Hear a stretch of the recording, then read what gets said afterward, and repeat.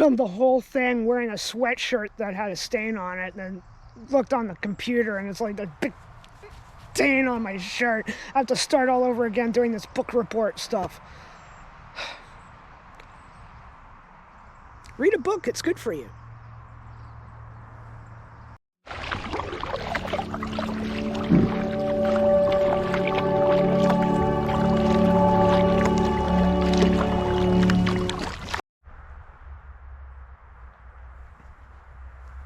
Oh, hey, how you doing? Welcome back to the channel, Kayak Cook. I'm Dave, the Kayak Cook, but we're not cooking this week. I got something a little special in mind. With New Year's resolutions at the top of the list. It's just New Year's is come and gone. How are your resolutions going? Are you going to the gym? Are you eating better? I don't do that. What I do is every year I vow to read more. I love books, I love reading, I love writing, but, well, let's just say by May of last year I got to book number 3, and I just finished book number 3 at Christmas. There's a gap in my year where I just can't settle down with a book, and the best time for that is right now when it's cold. I'm inside more, winter. Basically, November to February is a good window. So, I thought I'd share a few little gems I keep in my bookshelf. Now, about 2012, 2013, I randomly encountered a guy on YouTube. We started corresponding a little bit because he had taken a kayak, a single kayak, from Vancouver, BC to Alaska with absolutely no experience. He just jumped in the kayak one day, decided he wanted to do it, so he did it. A fishing pole, a hammock, and a camera, really. That's all he took. And in the course of the adventure, he learned to trust himself. He lived with his wits. And I think, tapped into something that we all would love to do, but maybe not as crazy as this Scot. He's a Scottish guy, so if you watch his video, which is over 2.5 hours long, it's brilliant. It's self-guerrilla filmmaking at its best. It also really shows what he went through, the good, the bad, and the funny. Put the subtitles on because he is Scottish, but he put out this little book, and the cover, actually, my suggestion. It's a very short read, it's a very quick read, but it really gives you that sense of adventure that we're all looking for when we plan a trip. This guy really didn't plan his trip, which made it all the more exciting. You didn't know what was going to happen to him. So, Danny, I know we lost touch, but if you're still out there, cheers, mate. Always love this book. Great little read. Book number 2, I read this one in a weekend in 1996, and it comes out every now and then, and I give it another go, because it's a great, exciting adventure story, life, death, getting down to, taking off all the paint and getting down to the metal of who a person is. Joe Simpson's Touching the Void. He and his partner go on a mountain climbing trip in Peru.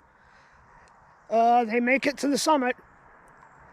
It was coming down that things went a little sideways, and I won't give away the plot, but let's just say this guy had a real horrible time with a busted leg, a crevasse,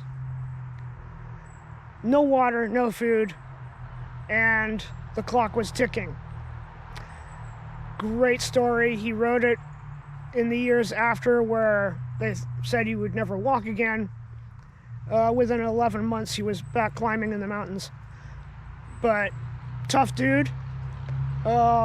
Great writer. Again, sometimes people who don't know that they're good writers become good writers just by chance. And Joe Simpson If you pick up any of his books, they're great reads. You know, he's a different kind of bloke, but this story is true adventure. It is awesome. Highly recommend it. They also did a docudrama based on it. If you can find it, under the same name, Touching the Void, Joe Simpson. Do it up. Good stuff. You won't regret it. I just noticed that so far all the books, the covers have a blue theme. Well, book number 3, blue again. The Only Kayak by Tim Heacox. I forgot how good this book is. I bring it off the shelf every 3 or 4 years. It has become kind of an old friend. It's a memoir and also a love letter to the wilderness areas that we're encroaching upon and are disappearing. This is from the perspective of a park ranger who was stationed mainly in Glacier Bay in Alaska, and his encounter with a wildlife photographer. And it's a deep, heartfelt dive into living in and around wilderness, and what it means to him and what it should mean to all of us. So this is a lovely book. Tim Heacox. Bucket list trip is to go up to Glacier Bay and dip my paddle in there and look at those snow caps while they're still there. I better hurry. It's not looking good. Book number 4 has a little more color in it. The Tigers of the Snow was given to me by my girlfriend last Christmas, and I loved every page. It is a very different perspective of the mountaineering world. Now, we all know about Hillary, Mallory, and all the crazy climbers in the 30s, 40s, 50s hitting the Himalaya, dying in the Himalaya en masse. But nothing really seemed to stop the Europeans from going. And they recruited locals to act as porters and helpers. And these guys worked for peanuts, were treated fairly badly, almost as though they were children, by the Europeans.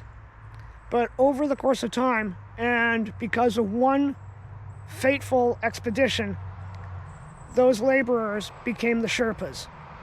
It's a whole subsect of people that live in the Himalaya, are adapted to the conditions, and it's them that got Hillary, Mallory, and all the others up Everest, and Annapurna, and all the other famous mountains in the Himalaya. Let's just say this is a great book. It is an awesome perspective. It was written by someone who lived with the Sherpa people. He was able to interview some of the last, oldest living Sherpas that were on some of these fateful trips. One in particular, Nanga Parbat, where only a couple of people made it back, and it wasn't the Europeans. They are now trusted as guides and experts, and they're the ones that string the ropes so that rich folk can climb up Everest every year. For every one of us that go to Everest, 3 or 4 Sherpas summit long before we even get off the airplane. So, good book, great book, lovely and insightful, and a perspective that is long overdue. Hey, okay, book number 5. Last book of the day. What would a cooking channel on YouTube be if I didn't include one book that was cooking related? Now, if you've watched the channel, you know that I work in a restaurant kitchen. And of course, that all started because I read Kitchen Confidential by Anthony Bourdain. Now, that's not the book I'm going to show you. The book I'm going to show you was the second book that his publisher asked for, and he suggested maybe he'd run around the world and look for the perfect meal. And it ended up having a camera crew involved, and they turned it into a TV show, which was okay. There was hints of what was to come from Anthony Bourdain in subsequent series, but the book he wrote is a must-read. If you're a couch potato, if you're not really into cooking, doesn't matter. It's a book about a traveler who's never really traveled before, and introduced to the way people cook, the way they communicate to each other and to you, a stranger, with food. It is the one thing we all have in common. We're all hungry. And I don't know if he found the perfect meal, but I think he really kind of found himself. And that he knew nothing. By traveling, he learned he knew nothing. Whether I read the whole thing each year, and yeah, it does come off the bookshelf every year, I'm not kidding, or if it's just to pull it off to read a couple of the essays. Just such good writing. The Vietnam episode especially, there's a trick ending, catches me off guard every time. So, there you have it. 5 books, from traveling to mountaineering to near-death experiences to goofball Scotsman. Maybe I should just set the goal this year to read these 5 books, cover to cover, one more time. Okay, guys, as always, eat well, be good to each other. I'll see you next time. I've got some interesting plans for some videos in the next few months. We will get back to cooking, don't worry. As soon as the weather settles a bit, I'm going to take the tarp off the kayak and head out for a weekend trip, which I'm excited to film and show you guys. The real problem is, what am I going to eat? It'll take me 2 months to figure that one out. Alright, till next time, bye!